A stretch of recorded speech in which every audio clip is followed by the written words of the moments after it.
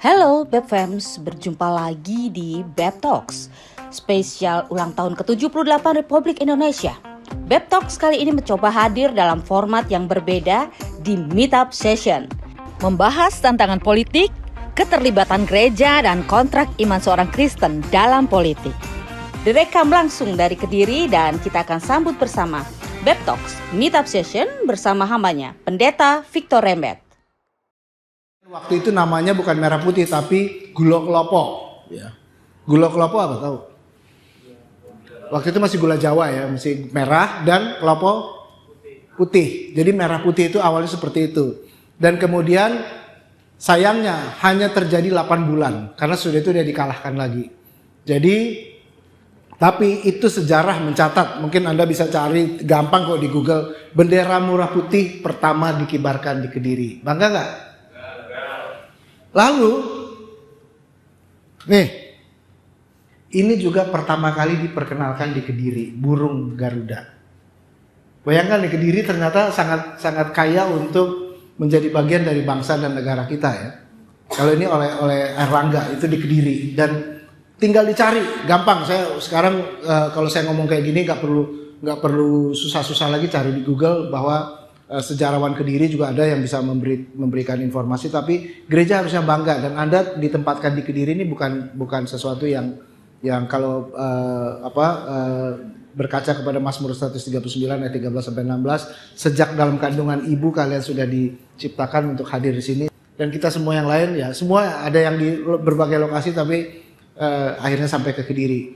Tuhan sayang dan Tuhan pengen membuat sesuatu. Ini saya mulai seperti itu karena gereja adalah kalian dan tahun 2045 kalianlah yang akan menjadi pemimpin bangsa. Kalau bukan adik-adik atau kalau bukan orang lain. Nah, topik kita hari ini kenapa orang-orang muda 2024 mau milih siapa? Nggak apa-apa itu dibicarakan di gereja ya. Tabu nggak? Ada nggak pendeta yang sudah ngomong gitu? 2024 milih siapa? Belum. Kalau saya dari hasil dari sini saya mengatakan harus pilih yang benar ya. Tapi harus pilih. Nah, latar belakangnya saya punya presentasi sedikit aja cepet tapi agak ada.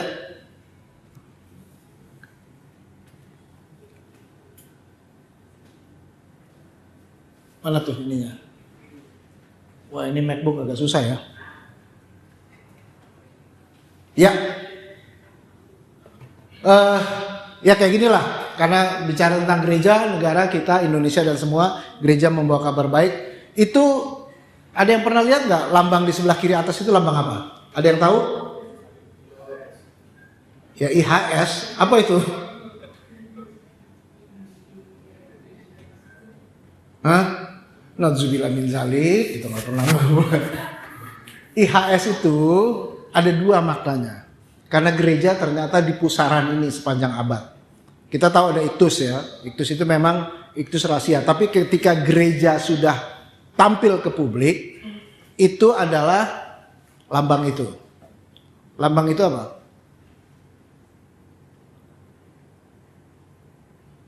Ya, Yesus Huyos Soter. Jadi Yesus Juru Selamat Dunia. IHS. Tapi sebetulnya lambang itu juga dipakai oleh seorang kaisar Kristen pertama yang mengkristenkan dunia waktu itu. Ada yang tahu siapa?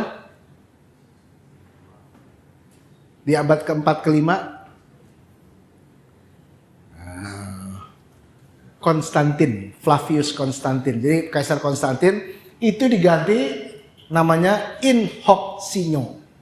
Jadi ada dua, Yesus Huyos Soter, Yesus Juru Selamat Dunia, tetapi In Hoc Signo. In Hoc Signo itu dalam bahasa Latin juga dengan tanda ini. Jadi dia sedang bertempur di jembatan di Milan. Ya, kalau Anda suka sepak bola, Inter Milan atau AC Milan gitu ya.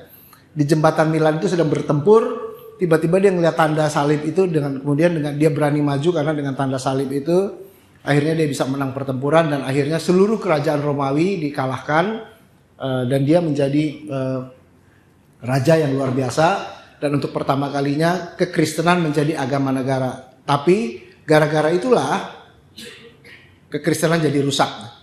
Tanggal 25 Desember yang pertama kali menentukan adalah Kaisar Konstantin. Ya. Paskah yang menentukan Kaisar Konstantin. Terus baptisan tidak lagi baptisan selam, itu Kaisar Konstantin. Kenapa? Pertama gara-garanya waktu semua prajuritnya bertobat, nggak ada lagi selam ini 1, 2, 3 gitu ya. Karena sudah ribuan langsung dibilang dalam nama Bapa, Putra dan Roh Kudus. Cebur, semuanya kena semua. Pokoknya kena air langsung jadi Kristen. Tapi yang lebih parahnya lagi, sampai dia mati pun di ranjang kematiannya, Kaisar Konstantin itu adalah orang yang kemudian saya yakin dia belum selamat. Dia belum terima Tuhan Yesus. Tapi karena dia raja, pendeta-pendeta kompromi. Salahkan kepada pendeta. Ada pendeta di sini? Angkat tangan, jangan malu.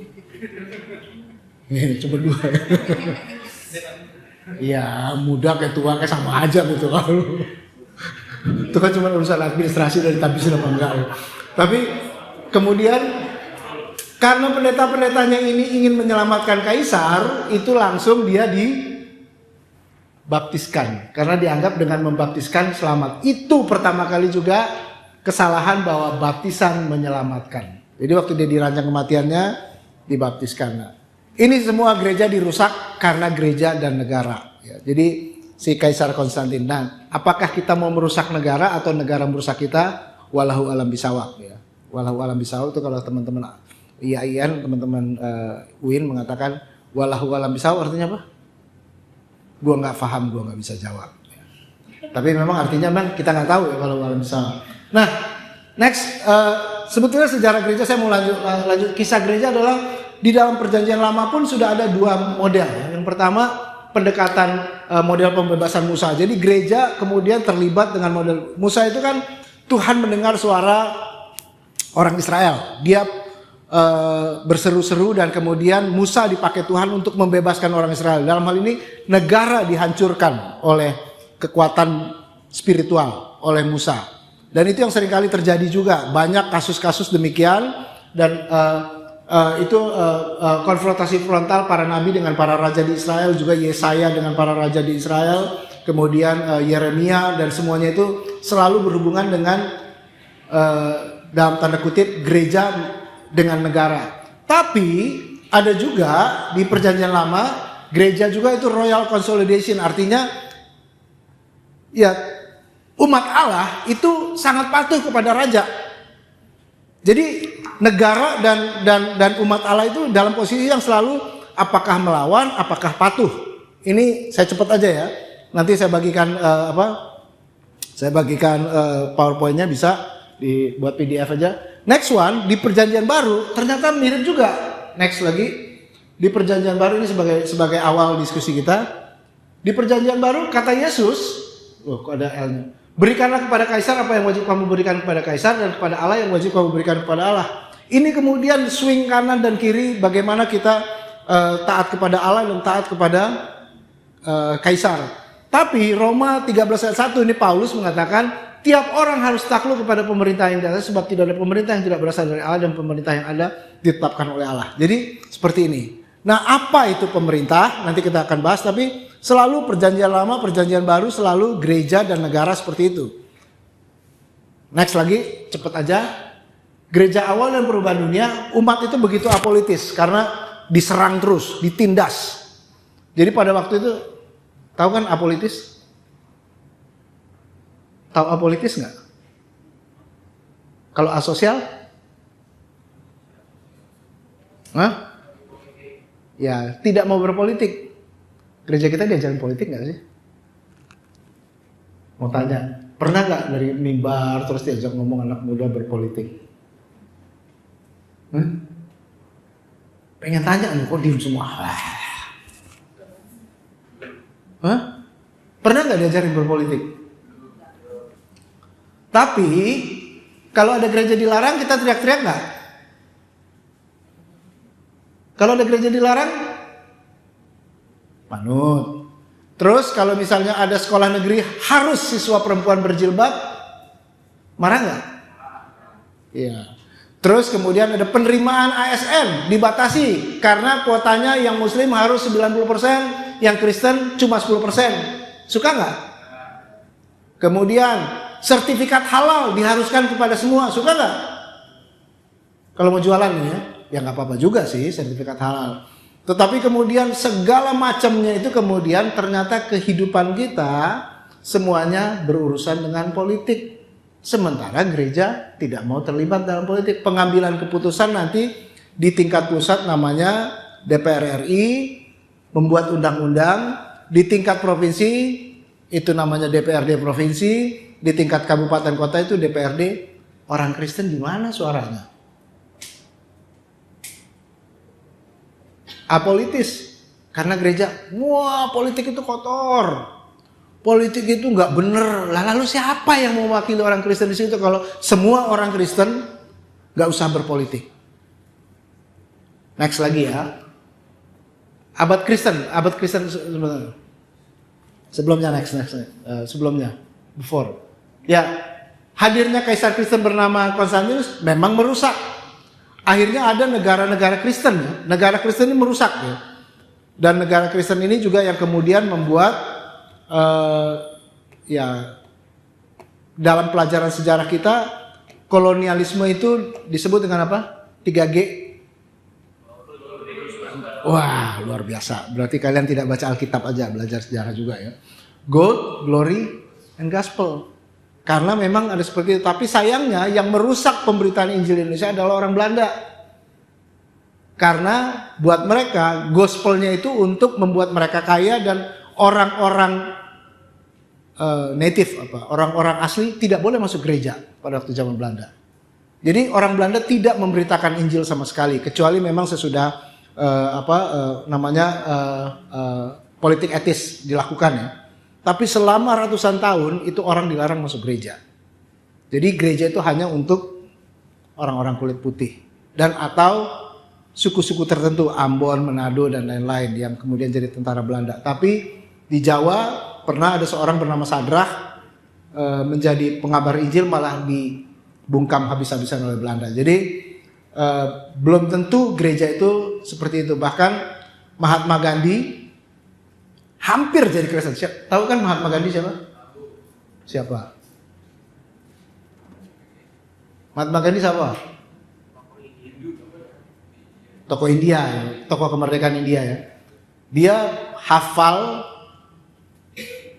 Kalau Injil enggak, tapi dia mengatakan dia hafal Matius 5 sampai Matius 7. Apa itu? Khotbah di bukit, dia hafal. Tapi waktu dia pulang dari Inggris mau ke India, sampai ke Cape Town. Cape Town itu di Afrika Selatan, waktu itu masih dikuasai oleh Belanda. Dia lihat, ada gereja. Dia mau masuk gereja, ternyata di situ ditulis white only. White only artinya cuma orang putih aja. Dan dia nggak boleh masuk. Akhirnya dia ke India dengan patah hati, dia katakan ajaran orang Kristen baik, tetapi orang Kristen tidak baik. Apakah gereja seperti itu? Makanya gereja yang membawa kabar baik. Next lagi, gereja reformasi dan negara. Nah, kita perlu tahu bahwa kemudian ada perbaikan-perbaikan masa reformasi. Ada yang tahu sekitar tahun berapa? Dalam sejarah gereja 1000. Ya abad ke-15 lah, 1450-an ya. Waktu Martin Luther mengatakan gereja Katolik, no, harus diperbaiki. Tapi ternyata tidak cukup. Ada yang namanya reformator radikal. Nah reformator magisterial ini nanti di Indonesia jadi gereja-gereja Protestan, GKJW, GPIB, apa lagi ya? GKI. Yang dekat-dekat kita ini apa? Ada kan GKJW ya?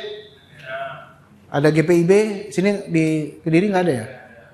Ada GKI ada? Apalagi ya? Yang gitu-gitulah. Itu gereja-gereja yang namanya gereja yang reformator magisterial, Protestan Lutheran dan Reform. Tetapi ada gereja-gereja yang reformator radikal, yaitu gereja-gereja yang tidak mau terlibat dengan negara sama sekali. Salah satunya Mennonite. Di sini ada GKMI nggak? Gereja Kristen Muria ada nggak di Kediri? Kalau di Semarang banyak ya? Ya banyak. Tapi ada GKMI ada di sini. Oh, Semarang banyak ya. Tapi kalau di sini enggak, di utara Jawa juga ada namanya GITJ, Gereja Injil Tanah Jawa, itu Muria. Itu adalah kakaknya orang baptis, disebut dengan orang Anabaptis. Lalu lahirlah orang baptis. Orang baptis ini adalah tidak mau menyamakan gereja dan negara, bahkan ditindas. Nenek moyang kita itu ditindas sama gereja-gereja Lutheran dan Reform. Jadi kalau dibilang orang baptis itu baru-baru aja enggak. Orang baptis itu udah lama sekali ada di gereja, tapi akhirnya mereka ditindas di Inggris, akhirnya lari ke Amerika, dan makanya di Amerika kemudian jadi begitu besar karena mereka mencari negara bebas. Karena mereka berusaha untuk mengatakan bahwa kebebasan beragama dan berkeyakinan. Jadi orang baptis, kalau Anda menjadi orang baptis, ya, anak-anak muda, kalau Anda orang baptis, Anda harus menjadi pejuang kebebasan beragama. Amin. Punya teman yang Ahmadiyah nggak? Punya teman yang Islamnya Ahmadiyah nggak? Ahmadiyah, bukan Muhammadiyah. Nggak punya kan? Punya teman yang Syiah nggak? Ada?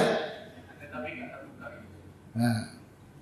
Terus punya teman yang aliran kepercayaan nggak? Aliran kepercayaan itu seperti kejawen ya? Ada. Punya teman yang Saksi Yehova nggak? Punya teman yang Mormon nggak? Hah? Ada. Kita sebagai orang baptis mau nggak menerima mereka? Hah? Mau nggak menerima mereka sebagai bahwa mereka itu keyakinannya harus dihormati dan dihargai?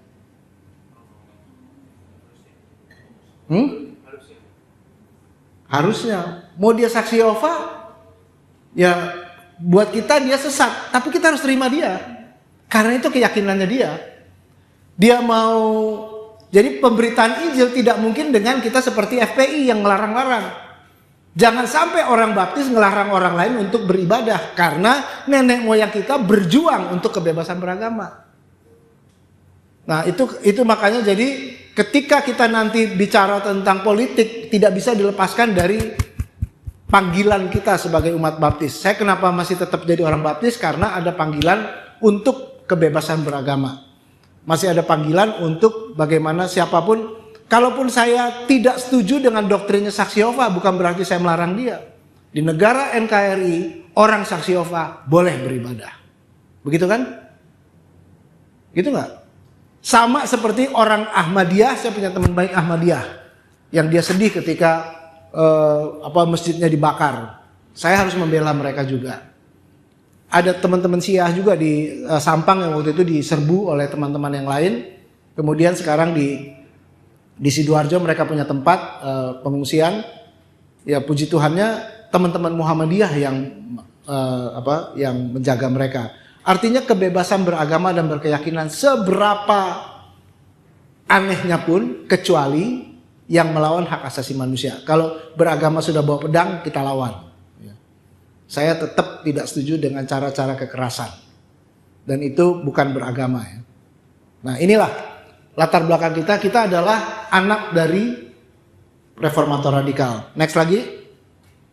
Gereja Indonesia Negara. Nah gereja Indonesia itu sama dengan barat nggak? Gereja kita barat ya. Gereja Baptis barat nggak? Ayo. Hah? Barat ya? Misionari kita dari mana? Dari Amerika ya. Amerika barat kan? Dan Amerika itu dari Inggris. Inggris itu dari tadi yang tadi reformator itu radikal. Dan kemudian kita diajarkan dengan model di Amerika mau tidak mau ya. Jadi di Amerika ada yang namanya separation of church and state, pemisahan antara gereja dan negara. Itu kita diskusikan berulang kali ada kongres dan mubes, kita tetap masukkan, tetapi keduanya saling berhubungan. Itu sudah ditambahkan di dalam asas kepercayaan kita bahwa gereja memang dipisahkan dengan negara, artinya negara tidak harus menjadi tunduk kepada gereja, dan gereja tidak perlu dalam tanda kutip manut semua dengan negara, karena itu bukan urusannya. Sama seperti kata Tuhan Yesus, berikan kepada kaisar apa yang kamu wajib berikan kepada kaisar, dan kepada Tuhan apa yang wajib kamu berikan kepada Tuhan. Tetapi gereja kita barat. Nah, waktu misioneri datang ke kita diajarkannya mungkin agak berbeda, karena waktu itu di Amerika konteksnya berbeda juga. Nah, itu tahun ya cukup lama ya, sudah ayo tadi malam kan dibacain ya sejarahnya. Kapan misionari baptis pertama sampai ke Indonesia? Jangan dijawab dulu. Tahun berapa? 1951. Iya, 51. Lalu GGBI lahir 71, berarti 20 tahun sesudahnya ya. Terus STBI, ada nggak STBI? Kapan pertama kali menerima mahasiswa? Tahun berapa? Datanya 53 dari mana?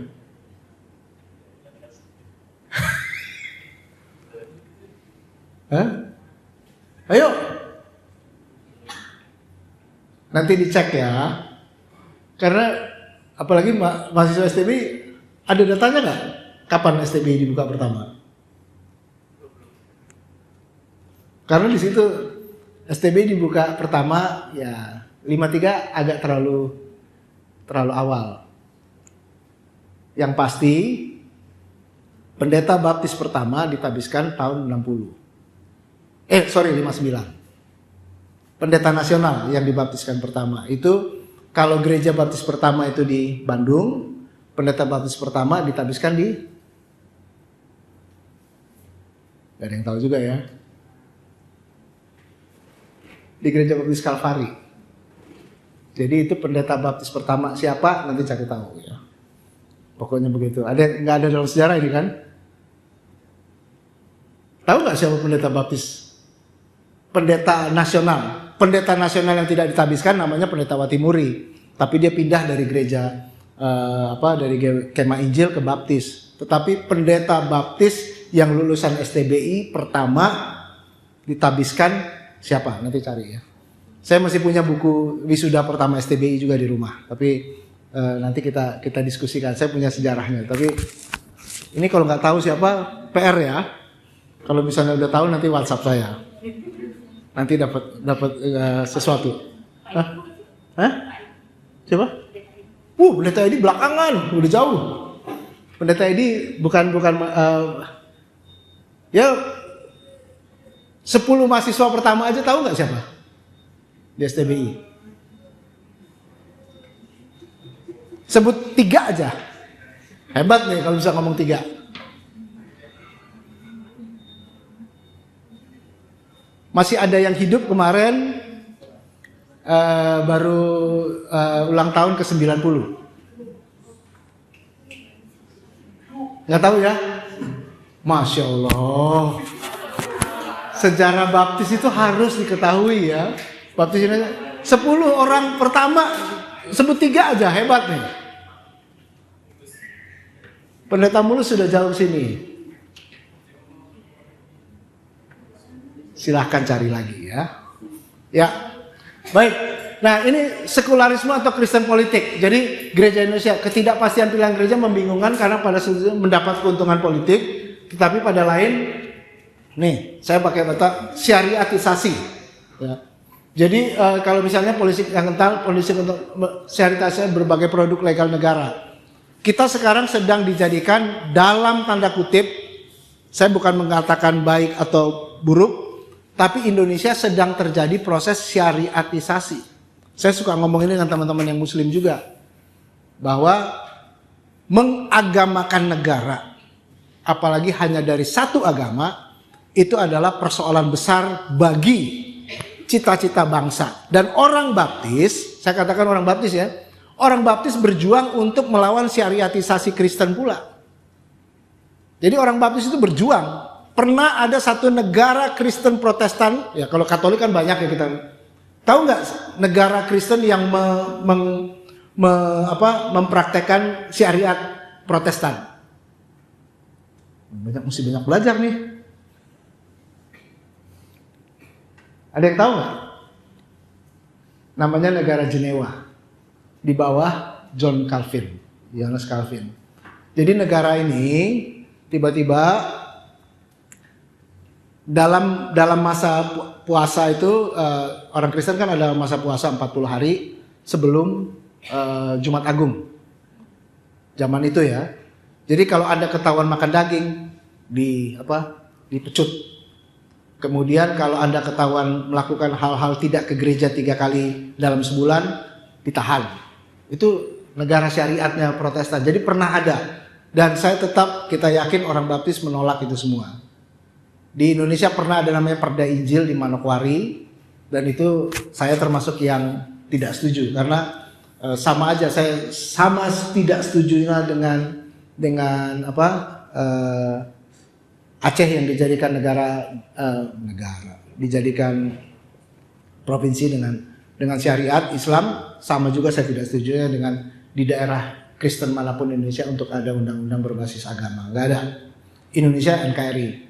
Nah, siapa yang bisa ngomong ini? Gereja. Harus ada anak-anak Tuhan yang dikirim di dalam DPR, DPRD provinsi, DPRD kabupaten kota. Ada kalian kenal nggak di Kediri anak Tuhan yang bisa ngomong seperti ini? Bukan membela kekristenan, tapi membela nilai-nilai Kristen. Ada nggak? Ada nggak? Ini saya nanya nih. Di kota Kediri atau kabupaten ada berapa anggota DPRD yang Kristen?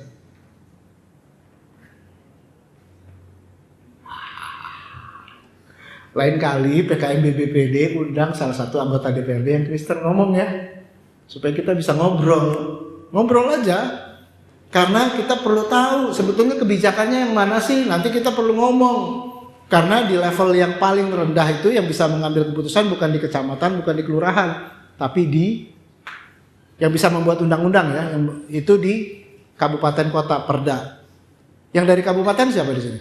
Yang gerejanya kabupaten? Kabupaten Kediri. Berarti kan kabupaten juga aneh, ada lurah, ada desa. Di lurah atau desa? Desa. Desa berarti ada badan BPD ya. Badan Perwakilan Desa. Gereja terlibat nggak di situ? Iya. Itu juga karena itu juga gereja. Saya hanya mengucap syukur saya terlibat dengan Kementerian Desa. Itu gereja harusnya juga terlibat di level itu, karena ada yang namanya Musrenbangdes, Musyawarah Perencanaan Pembangunan Desa. Harusnya semua tokoh agama di desa itu diundang untuk mengambil keputusan bersama. Di sini siapa lagi yang desa? Ikut Karang Taruna nggak? Halo? Nggak ada yang ikut Karang Taruna? Terlalu sibuk dengan PKMB. Masya Allah. Padahal Karang Taruna itu adalah ketika kita juga akan ngomong ya. Gereja harusnya membawa kabar baik itu bukan hanya 4 tembok gedung gereja.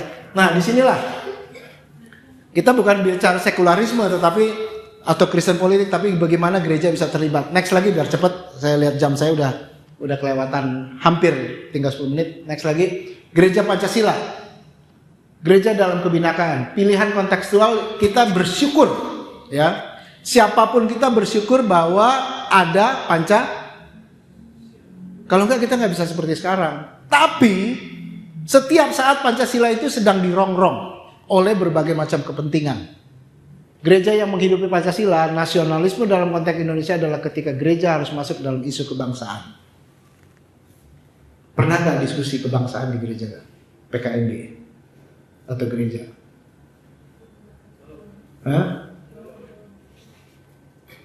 Tahun 2024 ini kita masuk isu kebangsaan itu apa ya? Memang di gereja Grogol, gereja saya, hampir setiap tahun, khususnya 17 Agustus kita mengundang pembicara, ada anggota DPR, anggota DPD, kemudian dari kantor staf presiden, kemudian kalau Dubes itu Natal. Dubes itu malah Natal Duta Besar Palestina kita undang ya, karena Duta Besar Palestina kita ingin tahu bahwa Palestina itu ternyata sangat menghargai kebebasan beragama. Tapi anggota Komnas HAM. Jadi kita undang semua karena isu kebangsaan itu perlu dimengerti oleh warga gereja. Dan oleh karena itu nanti kita bicara hal-hal seperti ini karena pada titik inilah sebuah jawaban harus pilih. Saya Indonesia, saya Kristen. Bukan saya Kristen dan saya Kristen sendirian. Gereja yang jadi berkat, tadi karena pertanyaannya Mas Wanda, topiknya apa? Gereja yang membawa kabar baik adalah di tanah ini kami berdiri, jadi pandu ibuku, dan jadi saksi bagi kabar baik untuk bersama. Kabar baik harus ditebarkan, itu masuk dalam ruang-ruang pembuatan perda, pengambilan keputusan desa. Sederhana, mungkin sederhana aja ya. Di desa ketika ada diskusi tentang kaum penyandang disabilitas, sudah diperhatikan belum di desanya? Gereja harus masuk. Orang penyandang disabilitas seringkali dianggap apa? Bahasanya kita apa? Kalau misalnya anaknya bisu, anaknya buta, anaknya, saya nggak mau menyebut kata cacat ya, tapi selalu disebut cacat, penyandang disabilitas atau sekarang autis, itu seringkali dibuang di antara kita semua ini seakan-akan pemuda kita adalah pemuda yang zero penyandang disabilitas. Tapi penyandang disabilitas adalah ciptaan Tuhan yang sama baiknya seperti kita. Gereja harus membicarakan itu di desa. Gereja harus membicarakan juga misalnya banyak yang disebut sebagai contoh sederhana. Saya pernah punya kasus di salah satu desa di Jawa Barat, makanya saya diterima oleh teman-teman NU. Karena ada, ya saya nggak suka ngomongnya, disebutnya anak haram ya. Karena hasil anak dilahirkan bukan dari rumah tangga yang anaknya nggak punya salah, tapi disebut anak haram. Ini masyarakat kita ini terlalu, dan oleh karena dia nggak punya kartu keluarga yang benar, dia nggak bisa dapat sekolah di desa itu. Siapa yang memperjuangkan? Saya waktu itu teman saya, karena itu desanya Muslim, teman-teman NU saya memperjuangkan untuk dia bisa dapat sekolah. Nah gereja juga harusnya begitu kan? Ini hal-hal yang sederhana yang bisa kita lakukan. Oleh karena itu, tindak lanjutnya apa? Terakhir ini slide-nya. Ya. Pemilu, tahun pemilu dan karya kabar baik, isu dalam dan di luar tembok gereja politik. Kita mau tidak mau gereja masuk dalam berbagai macam persoalan politik bangsa ini. Tetapi ketika kita bicara tentang isu politik, politik mana yang menjamin kebebasan beragama? Gereja Baptis yang terbesar yang sekarang sudah dikeluarkan oleh Southern Baptist apa di Amerika? Saddleback. Pendetanya Rick Warren setiap tahun semua capresnya Amerika itu dikasih mimbar. Silahkan ngomong. Soal pilihan itu nanti warga jemaatnya. Jadi kemarin Donald Trump sama Biden dikasih tempat. Sebelum-sebelumnya juga semua calon presiden Amerika, karena gereja adalah tempat orang memilih. Aneh kalau kita tidak bicara politik, sementara tanggal 14 Februari kalian akan ke bilik suara, iya nggak? Udah daftar belum? Hah? Oh, udah kan? Udah daftar, tapi nanti kalau di bilik gereja, nanti aja kita berdoa saat terakhir cepret. Enggak, pilih yang mengerti politiknya benar. Makanya saya tetap kemarin mati-matian ngelawan juga yang mengatakan pilih partai. Saya lebih suka pilih orang. Ya. Politik itu pilih orang. Dari sekarang cari tahu siapa orang yang Anda bisa yakin politiknya ini politik yang pertama, membela kebebasan beragama. Yang kedua, paham isu-isu ekonomi yang benar, sosial, budaya. Harus ini. Kenali caleg Anda di manapun Anda berada ya, dapil apapun. Ya. Kalau saya sudah memilih dari sekarang. Tapi kalau misalnya sekarang saya disuruh pilih, ada satu caleg, walaupun partainya nggak suka, saya nggak suka dengan partainya, tapi dia adalah seorang yang punya museum Tionghoa di daerah tempat saya. Dan dia orang Aceh dan dia membela kebebasan kebinekaan. Muslim, tapi saya yakin itu karena yang caleg Kristen gak ada yang kayak dia. Itu yang pertama. Di lokasi saya, di provinsi saya sudah memilih satu partai karena saya tahu dia memang punya kemauan untuk menjadikan kebinekaan sebagai utama dan terlebih lagi dia komitmen kepada penyandang disabilitas. Penyandang disabilitas yang paling terlupakan dalam setiap pemilihan umum.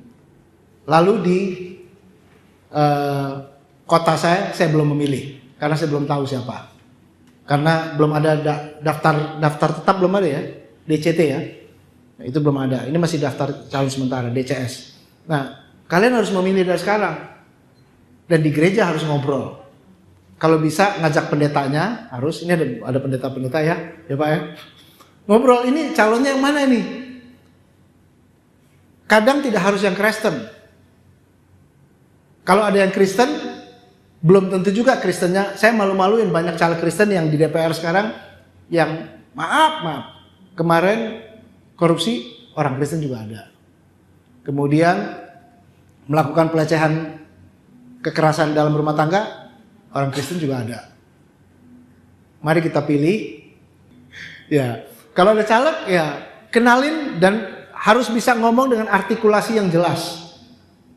Gereja dan politik dan negara, gereja harus membawa kabar baik. Gunakan caleg kita untuk membawa kabar baik. Gunakan pemilu untuk memilih orang-orang baik. Gunakan juga negara dan pemerintah ini sebagai bagian dari gereja memberitakan kabar baik. Negara, politik, dan gereja, ketiganya harus membawa kabar baik. Amin. Itu dulu. Oke. Ya, selamat siang Pak Pendeta. Terima kasih untuk paparan materinya yang memberkati. Jadi ada beberapa hal yang ingin saya tanggapi dan juga sekaligus tanyakan, dan mungkin ini menjadi pertanyaan bagi teman-teman juga mungkin yang punya itu ya. Dan saya meyakini bahwa segala sesuatu yang mungkin terjadi, apa yang kita sampaikan, apapun yang kita pikirkan itu semua berawal dari keresahan.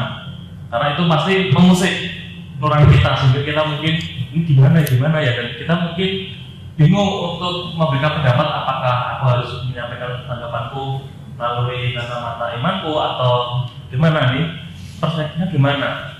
Nah, yang pertama yang ingin saya tanyakan adalah sebagai orang baptis kita kan memperjuangkan pemisahan antara gereja dan negara.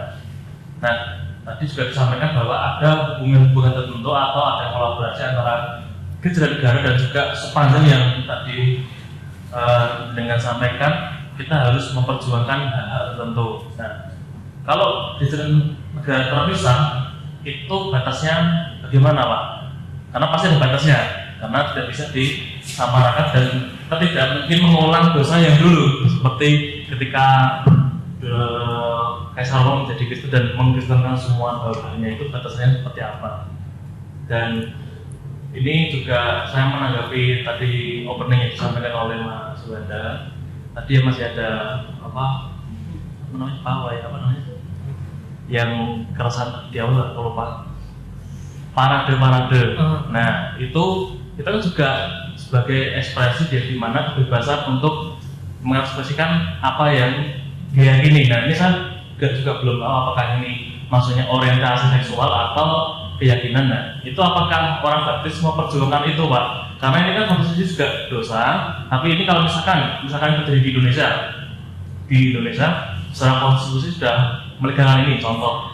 Nah, ini bagaimana Pak menyikapi hal ini? Karena ini kan juga pasti kalau kita apatis, pasti kita juga lama-kelamaan akan seperti tadi Mas Wanda, lama-lama kok ini musik dan banyak sekarang tidak cuma melalui politik, musik pun banyak, dan sekarang musik film juga, bahkan film kartun banyak. Nah, ini gimana? Karena semakin lama kita apatis akan semakin liar ini, dan mau tidak mau kita juga akan menanggapi dan mungkin juga akan menghadapinya secara langsung. Itu pertanyaan saya. Terima kasih. Berat ini. Berat Pendeta. Terima kasih Pendeta Muda Willy untuk tanggapan dan juga pertanyaannya. Mungkin Langsung pendeta. Ya, pada waktu kita bicara nenek moyang kita, kenapa harus ditanyakan ya? Kenapa kita memperjuangkan pemisahan antara gereja dan negara? Itu pertanyaannya, kenapa? Pada waktu itu betul-betul yang hanya bisa hidup adalah gereja negara atau church state, state church. Jadi gereja negara. Jadi hanya agama resmi yang diakui negara yang boleh melakukan berbagai praktek. Sehingga waktu itu orang baptis tidak termasuk, karena di Inggris ya konteksnya ya. Di Inggris itu hanya gereja Anglikan yang boleh beribadah. Dan akibatnya berbagai macam aturan dibuat untuk melarang orang baptis. Itu orang nenek moyang kita hebat ya. Ada yang namanya Act of 9 Mile Church. Jadi sepanjang 9 mil tidak boleh ada gereja lain. Nah, orang baptis gimana cara kumpul? Dan kemudian aturan itu mengatakan hanya boleh tidak boleh lebih dari 20 orang berkumpul. Orang baptis gimana caranya? Di satu rumah. Ini tidak melalui undang-undang. Mereka kumpul, jadi cari lapangan di tengah, ada satu orang berdiri, ada 6 rumah di sekelilingnya, di setiap rumah itu 10 orang. 60 kan? Nah, mereka akhirnya begitu. Jadi itu cara mereka. Tapi itu pun kebanyakan tergantung karena ingat law enforcement penegakan hukum itu ada hukumnya tapi dilakukan oleh orang. Nah, orang inilah yang harus diatur oleh undang-undang. Sehingga penegakan hukum seringkali ditafsirkan, tetapi kemudian penegakan hukum seringkali dilakukan oleh orang-orang yang tidak mau atau menjadi dirinya sebagai hukum itu sendiri. Nah, orang baptis berjuang sampai ada, mungkin kalau kita pernah tahu ada seorang yang namanya John Bunyan. John Bunyan itu yang menulis buku Pilgrim Progress. Perjalanan musafir. Dia akhirnya harus dipenjara. Dan banyak orang baptis juga yang dibunuh. Banyak orang baptis yang harus mengalami penderitaan. Nah, disitulah kita kemudian berjuang untuk kebebasan beragama. Nah, kalau di Indonesia kita mengucap syukur sekali ketika 7 kalimat dalam, ini ingat kan sejarah kita ya, dalam Piagam Jakarta dihapus. Karena waktu awalnya Undang-Undang Dasar 45 dibentuk oleh BPUPKI dan PPKI dan kemudian lahir yang namanya Pancasila, yaitu sila pertama ketuhanan yang Maha Esa. Ada apa? 7 kata itu. Ya, pokoknya dengan pelaksanaan syariat Islam bagi mereka yang melakukannya. 7 kata. Tapi itu aja berbahaya. Berarti ada satu agama yang superior dibandingkan yang lain. Nah, oleh karena itu ketika kita lakukan itu dan kita tahu bahwa itu tidak benar, puji Tuhan ada satu anak orang namanya siapa di panitia drafting itu, ingat nggak sejarah? Namanya Leimena. Tetapi kemudian juga ada orang-orang lain yang masuk untuk mengatakan kalau itu dimasukkan tentang undang-undang ketuhanan yang Maha Esa berdasarkan syariat Islam itu akan ada Indonesia pecah. Nah, itu bagian dari bargaining politik. Tanpa tindakan politik nggak akan bisa Pancasila seperti sekarang. Nah, puji Tuhan kita sudah seperti ini lah, langsung kita sekarang enak-enakan. Nah, pertanyaannya, konteks kita dengan di Inggris sama nggak? Pasti beda ya. Kita mengucap syukur kita sudah bebas. Bagaimana mengisi kebebasan itu? Dan mengisi kebebasan itu salah satunya kalau Anda semua yang di sini mungkin satu-satunya yang tua saya ya. Yang hidup dalam zaman Orde Baru? Belum ada ya. Di zaman Orde Baru itu mengerikan, ada gereja dibakar, ada segala macam dan kemudian semuanya lebih parah. Langsung kita mati-matian dan reformasi itu bagian dari reformasi tahun 98 itu bagian dari perjuangan politik anak-anak bangsa. Contoh sederhana ya. Mungkin kami gereja di Lampung yang aneh. Kuda tuli ya. Tahu nggak peristiwa kuda tuli? Belajar sejarah. 27 Juli ya. Ketika PDIP ditutup oleh Soeharto dan terjadi katanya PRD yang sekarang Budiman dekat sama Prabowo. Tapi kemudian pada waktu itu larinya kebanyakan mana? Ke Lampung. Dan gereja kami, saya nggak bilang gereja saya, gereja kami menampung semua pelarian politik itu. Apakah ini tindakan politik? Bisa iya, bisa juga enggak.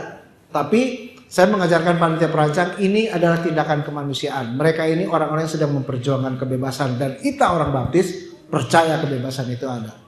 Akhirnya kita dikasih makan, diumpetin di mana-mana gitu ya. Ini kejadian. Jadi dan pada waktu ini mungkin sekarang udah cerita nggak apa-apa ya. Pada waktu 98 perempuan-perempuan Tionghoa diperkosa dan Jakarta dihabis anguskan. Saya termasuk tim 7-nya untuk pergi ke Amerika, ke Washington, ke DPR. Nggak ada gereja yang tahu waktu itu ya. Saya perginya dengan Pak Roni, dengan Pak Doni, ikut konferensi baptis dunia, tapi saya melipir ke Kongres Amerika, ke DPR-nya Amerika, ke Menteri Luar Negeri Amerika, untuk memperjuangkan Indonesia harus dihukum waktu itu. Dan kita membawa korban pemerkosaan. Nggak ada yang tahu. Tapi saya selalu pulang diteror, istri saya diteror, tapi itu bagian dari perjuangan dan itu untuk kebebasan. Karena orang Tionghoa, dia WNI, tidak perlu direndahkan. Apalagi kalau agamanya dan kemudian kebebasan beragama. Nah, jadi seperti itu mungkin isinya seperti itu. Jadi konteksnya di Inggris beda dengan di Indonesia dan kita tidak mau kebebasan yang sudah diperjuangkan oleh Bapak bangsa lalu kemudian dikebiri lagi. Alhamdulillah Jokowi periode awal seperti itu. Walaupun sekarang walau alam. Penerusnya gimana kita nggak tahu. Karena sekarang ternyata banyak juga terjadi penutupan gereja. Ya kan? Seakan-akan Jokowi sudah mengatakan kepada kepala daerah untuk memberikan kebebasan beragama, tapi partai-partai politik di daerah untuk mengambil keuntungan politik, mereka tutup mata. Nah, tugas kita untuk meletakkan caleg-caleg kita di daerah manapun untuk bisa mengatakan ya di atas yang ya dan tidak di atas yang tidak. Selebihnya dari itu berasal dari iblis. Kebebasan itu ada dan separation of church and state bukan berarti kita mengatakan bebas sama sekali karena gereja ada di dalam posisi ini. Waktu di Inggris memang kita ditindas. Waktu masa Orde Baru kita juga ditindas, makanya maunya. Tapi pada waktu kita punya negara yang sudah ada, mari kita isi dengan pemisahan gereja tidak mau diatur oleh negara, tetapi kita mau bersinergi dengan. Makanya di asas kepercayaan kita sudah merevisi karena diskusi setelah reformasi. Saya ingat itu waktu Mubes Kongres tahun 2000, waktu itu seorang sekjen dipilih dan sekjennya mengundurkan diri menjadi sekjen yang gagal. Sejarahnya gitu. Ya, Baik. Begitu Mas Willy, sudah dibahas? ya. Cukup? Terima kasih Brother Victor untuk jawabannya. Kita berikan tepuk tangan untuk Brother Victor. Untuk penanyanya. Oh, untuk penanyanya juga. Pak Willy. Baik. Apakah sudah siap? Pertanyaannya? Iya. Boleh. Dari sini? Oh, dari aku. Oke. Sambil menunggu pertanyaannya, Pendeta. Ini mungkin di antara teman-teman juga merasakan hal yang sama termasuk saya. Bila kita berbicara soal partisipasi politik, partisipasi sosial dan mengaplikasikan value-value kekristenan dalam kehidupan kita sehari-hari, itu kan rasanya seperti kami masuk ke dalam kolam yang sangat besar begitu, Pendeta. Ikan yang kecil atau insan yang kecil ini masuk dalam kolam yang sudah ada ombaknya, sudah besar gitu. Tapi kira-kira bagaimana partisipasi terkecil yang bisa kita mulai kerjakan gitu, Pendeta? Kan kita tidak bisa langsung mendorong, oh ini harusnya begini Pak, ini harusnya begini gitu. Tapi bagaimana? Selain tadi kita akhirnya mencari nama sebagai langkah pertamanya, lalu untuk langkah nyatanya supaya kita bisa mulai turut ambil bagian dalam kebijakan-kebijakan yang disusun atau untuk akhirnya kita bisa mulai peka dan berpartisipasi aktif dalam pengambilan keputusan itu bagaimana, Pendeta? Yang pertama, kita semua orang baptis pasti hafal dengan Matius 28. Apa? Amanat agung. Pergilah, jadikanlah sekalian bangsa murid. Murid artinya apa? Pembelajar ya. Orang baptis pembelajar nggak sekarang? Dapat gelar doktor belum tentu seorang pembelajar.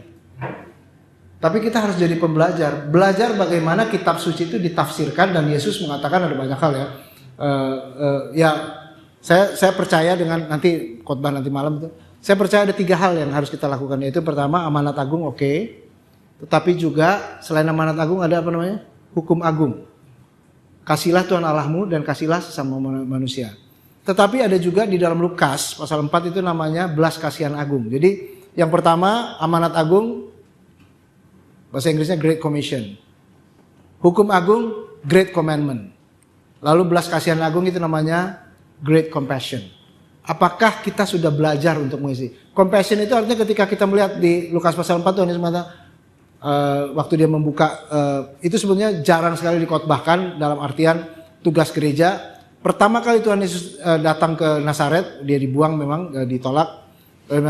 Roh Tuhan ada padaku dan ia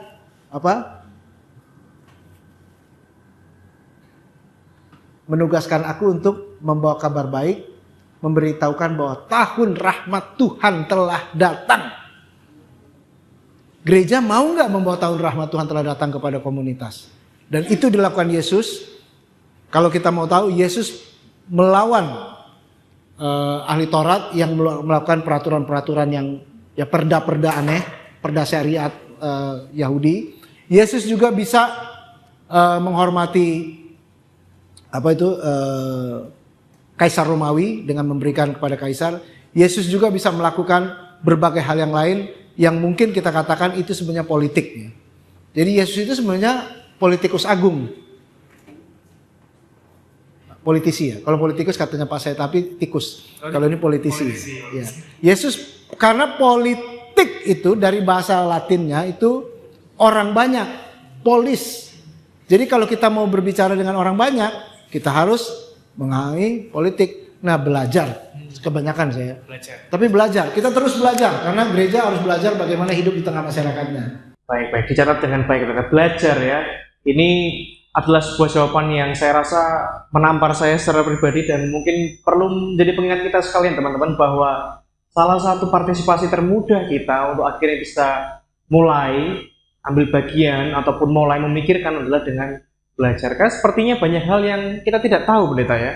Banyak hal yang mungkin kita masih awam, masih benar-benar harus disuapin. Tetapi langkah pertama, bagaimana pendeta Victor sampaikan, adalah belajar. Belajar untuk mencari tahu nama-nama orang tadi ya, belajar mencari tahu apa yang mereka perjuangkan, dan terlebih lagi belajar bagaimana kita bisa pelan-pelan ambil bagian pelayanan dalam kehidupan berbangsa dan bernegara. Banyak pertanyaannya. Oh iya, ini banyak benar. Wow. Ini di tangan saya sudah ada 3 pertanyaan pertama, pendeta. 3 saja, tapi memang keresahannya sepertinya lumayan panjang. Keresahannya lumayan intens ini, seperti kopi itu dia lumayan bold gitu. Saya membacakan tanggapan pertama ya. Sedikit memberikan tanggapan dan saran mengenai partisipasi anak muda di kancah politik saat ini yang rasanya mereka hanya mengandalkan ketenaran saja, in my opinion. Lalu bagaimana kita sebagai orang Kristen yang akan terlibat di dunia politik tanpa mengandalkan kekuatan entitas tertentu pun dengan ketenaran. Dan melalui kegiatan politik saat ini, sebenarnya yang perlu dilakukan oleh gereja bukan hanya mendukung dalam artian suara, tapi bagaimana gereja bisa menyiapkan sumber daya manusia yang berkarakter Kristus. Jadi waktu dia menjabat, nggak cinta uang, nggak haus kekuasaan, nggak ikut korup, berani berkata dan melakukan kebenaran. Terima kasih, God bless you. Wah, luar biasa, tepuk tangan dulu. Ini keren banget ini. Ini boleh dipanggil kan? Siapa yang menuliskan? Iya, bagus banget ini. Jangan malu. Siapa yang menuliskan? Saya. Bagus banget ya. Tapi boleh dikomentari nggak? Boleh dikomentari, pendeta. Ya, kalau tadi tanya yang pertama belajar, yang kedua adalah winning the heart of the people. Ya karena menjadi orang Kristen itu, saya pengen sekali jadi politisi loh. Tapi sekarang saya, ya, how to win the heart of the people. Saya harus mengatakan, sekarang saya masuk dalam berbagai komisi di negeri ini. Dan seringkali cuma satu-satunya orang Kristen. Tapi mereka harus tahu bahwa Ini ya, saya lulusan Satya Wacana. Saya belajar di Satya Wacana itu ada yang namanya Satya Wacana, tahu kan? Iya, UKSW. Pendirinya Pak Probo itu punya satu tagline yang luar biasa yang namanya creative minority. Dan itu dia melihat bahwa orang Kristen memang selalu akan minoritas dalam jumlah ya. Tapi bukan berarti minoritas yang layu, tapi minoritas yang kreatif. Nah, bagaimana kita melakukan itu? Jadi, kalau yang pertama tadi belajar, yang kedua ya tetap winning the heart of the people. Ya bukan berarti kita kalau nyuap itu bukan ya. Tetapi bagaimana dengan, saya yakin kita semua di sini, ini semua mahasiswa kan atau udah bekerja? Mahasiswa? Yang mahasiswa ekonomi sama? Ada mahasiswa ekonomi? Terus mahasiswa apa ini? Kebanyakan Jurusan apa? jurusannya apa? Iya. Bagus. Di mana? Unibra? UPN, oke. Terus apa lagi? Yang perempuan-perempuan dari tadi diam. Ini kelas berapa? SMA kelas 2. Cita-citanya jadi apa kalau gitu? Kalau cita-cita mungkin belum ada, tapi kalau untuk jurusan ke kuliah itu udah ada padu Apa itu? di fisik, Fisik. sosial, dan politik. Yang ambil ilmu politiknya atau ilmu komunikasinya atau karena fisik kan banyak tuh. International relation. Wah, itu. Bukan internasional gitu kan? Itu jadi diplomat yang bagus kan? Karena Indonesia perlu juga diplomat yang bagus. Nah, artinya mau administrasi negara atau administrasi publik? Sama ya, karena karena negara kan lebih kepada legislasinya. Kalau administrasi publik bisa juga di companies, private sector, bisa segala macam gitu ya. Nah, apapun yang kalian pilih, berusaha menjadi yang terbaik. Winning the heart of the people. Sejak sekarang berpikir skripsi apa yang saya mau buat. Bukan asal ecek-ecek. Malu-maluin kalau orang Kristen cuma ecek-ecek doang. Ya. Pokoknya asal lulus kuliah. Jangan sampai. Artinya saya mau jadi international relations. Saya juga political science and international studies. Jadi saya belajar itu, saya pengen sekali. Ini pengen sekali ya, karena winning the heart of the people.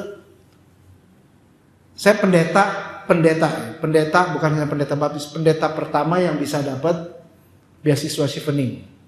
Saya berharap di ruangan ini nanti bisa juga dapat beasiswa Chevening kayak, beasiswa Fulbright kayak, beasiswa LPDP kayak. Tahu kan LPDP? Punya cita-cita ke situ nggak? Harus, kenapa enggak? Harus menjadi yang terbaik. Jadi caleg yang benar. Anggota DPR yang benar. Dan kemudian punya strategi yang benar. Harus winning the heart of the people. Itu jadi sekaligus menjawab, terima kasih. Tapi komentarnya bagaimana kita harus lakukan? Kita harus memenangkan hati bangsa ini. Orang Kristen itu jangan dianggap musuh. Orang Kristen jangan dianggap perusuh. Tapi orang Kristen harus dianggap sebagai yang memberikan kontribusi positif untuk bangsa ini. Kita sama-sama saya pernah diwawancara oleh Muhammadiyah, seorang Muhammadiyah, saya katakan saya nggak pernah merasa minoritas. Saya merasa mayoritas karena bersama NU dan Muhammadiyah saya orang Indonesia. Kalau saya sudah keluar dari keyakinan saya ber-Indonesia, saya jadi minoritas seperti Hizbut Tahrir, seperti FPI, itu mesti minoritas. Tapi kalau saya Kristen Indonesia sama dengan NU, sama dengan Muhammadiyah, saya mayoritas. Saya orang Indonesia. Bukan Iwan Fals ya, OI ya. Oh, orang Indonesia. Ini ada yang tahu Iwan Fals nggak tahu ya? Duh, saya ngomongnya jadul banget ya. Tahunya waktu dia jadi top coffee. Oke. Ada lagi? Oh, sudah disiapkan di sini, Pendeta. Baik, terima kasih untuk tanggapannya tadi dari Mbak Sinta. Ini pertanyaan, Pendeta. Pertanyaannya pertama, tapi komentar yang kedua ya. Jika seorang Kristen berpolitik, apa narasi yang harus dibawa? Program seperti apa yang harus diupayakan agar tercapai keadilan dalam beragama? Walaupun demikian, jika membawa program yang menguntungkan minoritas ketika sudah jadi anggota legislatif, seorang politisi Kristen tetap minoritas yang suaranya kecil di tengah ratusan anggota legislatif lainnya. Tidak akan melalui mufakat tetapi akan suara terbanyak. Atau seperti setidaknya kita mencoba, at least we have to try, daripada tidak melakukan apa-apa dan apolitis, padahal yang dikorbankan kan perlu banyak, contohnya uang dan waktu. Ini pertanyaannya hebat juga. Siapa ini? Aku keren nih. Siapa yang bertanya ini? Ngaku, ayo ngaku. Ayo jangan malu-malu, ini keren banget ini. Hah? Siapa yang bertanya? Angkat tangan. Ayo nih, kok malu? Masa yang tanya Tuhan Yesus? Nggak ada namanya. No name, oke lah. Kita tadi komit udah no name. Cuman kalau mau, bagus, saya mau appreciate. Nah, ketika berpolitik kita harus bicara narasi, penting. Ada meta narasi. Kita memang orang Kristen, tidak bisa dipisahkan. Tetapi kalau kita berjuang hanya untuk Kristen, kita sama seperti yang lain. Sektarianisme itu sebaiknya tidak dilakukan di negeri Indonesia ini. Kita harus membawa nilai kita, tapi bukan hanya sekedar berpikir untuk memenangkan kepentingan Kristen. Jadi pertanyaannya, udah hilang.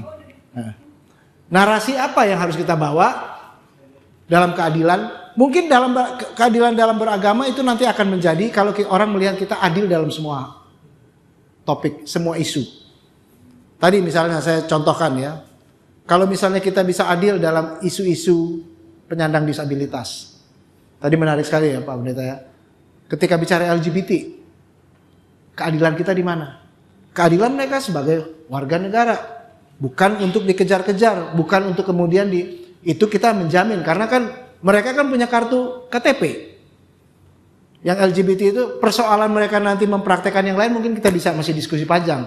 Tapi memperjuangkan keadilan, kalaupun dia mengakui dirinya LGBT, dia tetap mendapat hak dan kewajibannya. Seorang LGBT tidak boleh dilarang ikut dalam pendidikan, karena itu adalah tanggung jawab negara. Seorang LGBT misalnya ketika harus mendapatkan bansos, dia harus sama mendapatkan bansos.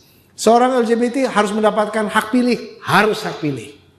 Artinya dalam isu-isu civil right, ini kita bicara civil right ya, hak sipil, itu harus kita perjuangkan, siapapun. Itu makanya masuk juga dalam isu kebebasan beragama. Ya, isu kebebasan beragama kita harus juga itu civil right. Orang Kristen, orang Hindu, orang Buddha, orang Konghucu dan semuanya. Lalu bagaimana misalnya ada yang terinformasi nggak tentang SEMA kemarin, surat edaran Mahkamah Agung tentang kawin berbeda agama? Itu gimana gereja? Alkitab, walaupun masih jadi diskusi panjang, ada yang mengatakan setuju, ada yang tidak setuju. Tapi itu berteologi. Ketika kita masuk dalam teologi sosial, teologi politik, kita harus memikirkan anak yang dihasilkan dari pernikahan itu. Kalau tidak diakui perkawinannya, ini anak siapa? Gitu ya. Ini anak siapa? Ini keadilan loh. Jadi buat saya lebih baik ya, di gereja pernah ribut, nggak apa-apa, saya juga akhirnya waktu dua orang berbeda agama mau diberkati di gereja. Saya bilang lebih baik dia diberkati di gereja daripada dia pindah ke yang sana. Lebih baik kita tidak harus memaksa yang laki-lakinya untuk menjadi Kristen, karena at any time dia bisa menjadi Kristen. Tetapi ketika kita sudah mengatakan tidak, mungkin tidak ada kesempatan sama sekali. Ada banyak, tapi yang paling utama adalah anak-anak yang dilahirkan dari perbedaan pernikahan berbeda agama, itu tanggung jawab siapa? Jadi ada banyak sekali diskusi ya. Nah, lalu ya keadilan ekonomi itu juga berhubungan dengan agama. Jadi kita jangan menembak agamanya saja, tapi keadilan ekonomi itu semua orang siapapun boleh berjualan. Saya meyakini kalaupun tidak halal, orang Tionghoa jualan babi saya fight. Karena orang Tionghoa kalau jualan babi enak. Dan masih ada konsumennya ya. Ada kota yang sudah melarang jualan babi. Lah, itu perdanya nggak benar itu buat saya. Tapi siapa yang memperjuangkan dong? Saya bukan penduduk kota itu. Artinya kebebasan beragama itu bukan hanya bagaimana kita beribadah ke gereja, tapi kebebasan melakukan sesuai dengan apa yang agama saya perbolehkan. yang mungkin berbeda dengan agamamu. Kita menghargai, kita menghormati, kita nggak setuju Alkitab mengatakan LGBTQ nggak boleh, oke, tetapi civil right-nya harus kita bela, perkawinan beda agama harus kita akui supaya menjadi sesuatu yang bisa diperjuangkan. Karena kalau misalnya mereka pisah masing-masing hanya jadi anak ibunya, bapaknya nanti nggak punya tanggung jawab, hak waris anak nggak bisa didapat, dan lain banyak sekali. Nah, isu-isu seperti inilah ya, itu apalagi sebenarnya bisa jadi caleg Mas kalau administrasi negara tuh bagus ya, karena sebaik mungkin ya. Tapi pendeta-pendeta juga perlu belajar bersama, saya juga sedang belajar terus ya. Itu mungkin pertanyaannya keren banget. Hilang lagi ya. Baik, terima kasih pendeta untuk jawaban dari tanggapan kedua.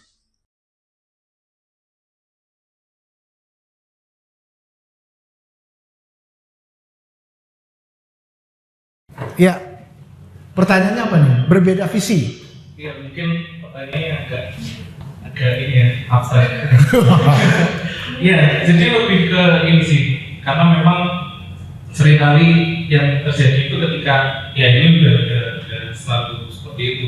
Yang terjadi ketika dia sudah terpilih, kemudian dia masuk ke sana, ternyata di lingkungan itu mungkin dia memang sudah berjuang, tapi yang terjadi hasilnya ya sama aja, gitu-gitu aja. Jadi kayak mungkin itu yang membuat akhirnya yang mungkin termasuk saya, walaupun saya nggak mengajak orang untuk apatis dengan politik, bukan karena saya orang gereja, bukan karena saya memisahkan gereja dengan negara, tetapi hal-hal yang seperti itu yang akhirnya ini lagi akhirnya ya apatisnya di situ, sebenarnya gitu sih. Jadi mungkin saya atau mungkin orang-orang yang seperti saya itu butuh jawaban yang memang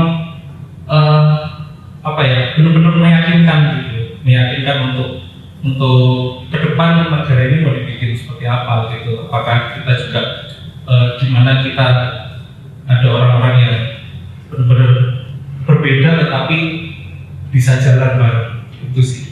Ya. Nah, menarik ya. Ada yang belajar ilmu politik nggak di sini? Ya, saya kebetulan master saya ilmu politik ya, lalu ilmu politik itu kompromi. Dan kompromi itu memang kadang-kadang kita harus melepaskan sebagian untuk menang. Jadi bukan istilah dalam politik bukan zero sum game. Zero sum game itu artinya kalau saya menang 100% untuk saya, enggak. Tetapi politik itu adalah ketika saya saya bisa dukung kamu di sini, tapi kamu dukung saya di sini. Jadi itu politik ya. Sebetulnya di gereja juga sama. Kalau kita mau ngomong sama panitia perancang, PI-nya begini terus gini, kan sama aja, sebetulnya sama. Tapi ya gereja nggak terlepas. Dan disitulah kita bicara bahwa politik itu kompromi, adik-adik. Politik itu adalah sesuatu yang ya seperti kemarin. Saya mohon maaf, ini contohnya PSI ya. PSI ketemu Prabowo, kenapa? Budiman ketemu Prabowo, kenapa? Karena ternyata itu adalah pilihan-pilihan yang setelah saya ngobrol sendiri sama sekjen, mantan sekjen ya, Pak Raja Juli Antoni itu sekarang bukan sekjen lagi ya. Dia jelasin, oh begitu toh. Tapi kan media sudah memblow up, dengan gampang kita menyalahkan, oh PSI sudah tunduk di bawah Prabowo. Tapi sebenarnya ada hal lain yang pengen dicapai dengan. Jadi move itu kadang-kadang kita tidak mengerti. Tetapi kita sering menghakimi orang berdasarkan yang face value. Belum tentu yang di dalam. Sama seperti Yesus dihakimi untuk berbagai hal. Sementara mereka harusnya lebih memahami Yesus dari sisi yang lain. Cukup menjawab ini? Matur nuwun. Terima kasih. Tetap ya. Tetap pilih. Terima kasih Pak Didi. Terima kasih Pendeta Victor. Sedikit bercerita teman-teman. Karena sebenarnya rencana awalnya Pendeta, seperti yang saya sampaikan ke Pendeta Victor, kami berencana mengundang salah satu orang yang akan mengisi, dan beliau adalah seorang dari anggota DPRD dari Kota Kediri. Saya pikir pertanyaan dari Pak Didit ini adalah bentuk keresahan karena memang kita jarang sekali berbicara, jarang sekali berdialog dengan mereka yang ada di kursi, yang ada di depan sana, membicarakan dan memperjuangkan hak-hak kita. Ada satu episode Pendeta yang belum sempat kami rilis karena sedang kami persiapkan. Tadi ketika kami ngobrol dengan anggota DPRD Kota Surabaya, dan beliau menyampaikan bagaimana beliau berbicara seperti ini. 1 tahun pertama saya akhirnya terpilih dan melayani, saya nggak kuat Mas Wanda. Dan sebenarnya saya berencana untuk mundur. Tetapi akhirnya teman-teman, tadi seperti yang beliau sampaikan, circle tadi, teman-teman terutama istri dan juga gereja menguatkan saya dan membawa saya untuk tetap bertahan di jalan itu.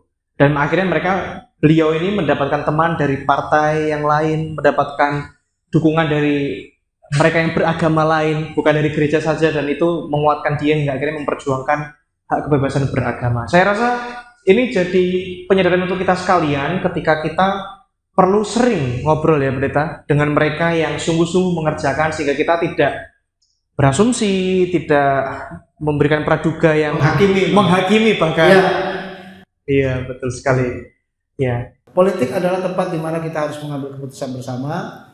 Dan kalau Nathan bilang anak pendeta harus jadi pendeta, ini pelayanan sepenuh waktu juga ya. Saya juga jadi pendeta kok masuk ke politik juga gitu. Tapi politik saya lebih politik kenegaraan ya. Jadi sekarang banyak terlibat dalam berbagai hal pengambilan keputusan di pemerintah. Tetapi kita harus tetap yakin bahwa Tuhan akan memakai kita dimanapun. Sekali lagi, tetap belajar, tetap berusaha winning the hearts of the people, dan marilah jadi orang Kristen yang di Indonesia. Amin. Amin. Tuhan Yesus memberkati. Baik, inilah teman-teman sekalian Baptist Swam, kita mendengarkan bersama dan bagaimana kami berharap diskusi dan obrolan kita pada siang hari ini menjadikan suatu makanan yang lezat untuk kita nikmati sepulang dari sini dan membawa kita di setiap subjek kuliah kita, dimanapun kita akhirnya studi, dimanapun kalian akhirnya memikirkan untuk berkuliah dan pada akhirnya ambil bagian dalam kehidupan bernegara. Kita doakan bersama-sama bagaimana teman kita, saudara kita, keluarga kita yang sedang menempuh panggilan yang sepenuh waktu untuk menjadi seorang calon legislatif, kita dukung apapun yang dia butuhkan. Kebutuhan seperti tadi yang disampaikan Pendeta Victor, pasti akan ada masa-masa di mana dia membutuhkan support yang luar biasa.